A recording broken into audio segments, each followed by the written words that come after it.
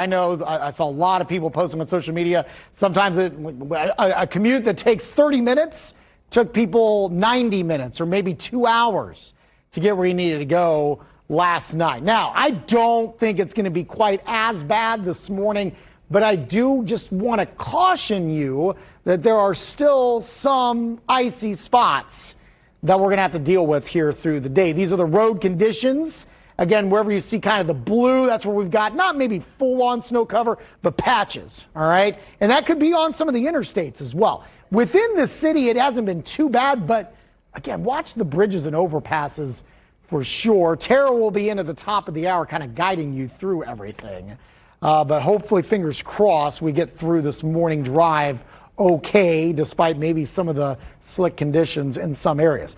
16 degrees. It is cold. Winds are out of the west at 9, and our chills are sitting in the single digits here in Indianapolis at 4. Coldest spot is Kokomo, feels like 3. 9 in Muncie. 8 is the feels like temperature currently in Richmond, where we're getting a little bit of light snow out in east central Indiana. These are some flurries.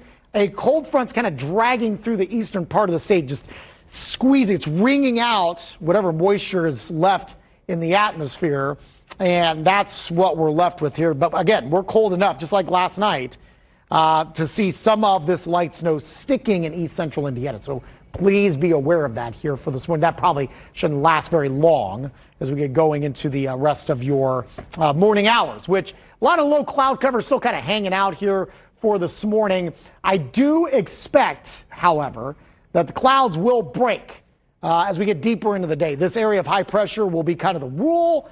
We still got this very strong northerly flow that's pumping in from Canada. It's pumping in that Arctic air. And so while I do expect a lot more sunshine today, Storm Track 8 Futurecast confirming that through noon. You can see there's a few clouds, all right? But I see a lot of blue in the sky coming our way for especially late morning into the early afternoon. Clouds will likely build back closer to the evening drive and then beyond that. But even with the sunshine, while it will be a little warmer than the past couple of days, it is still well below average. 26 at noon, 33 the best that we can do, and I think wind chills are probably going to max out into the mid-20s, so it's still going to be quite cold.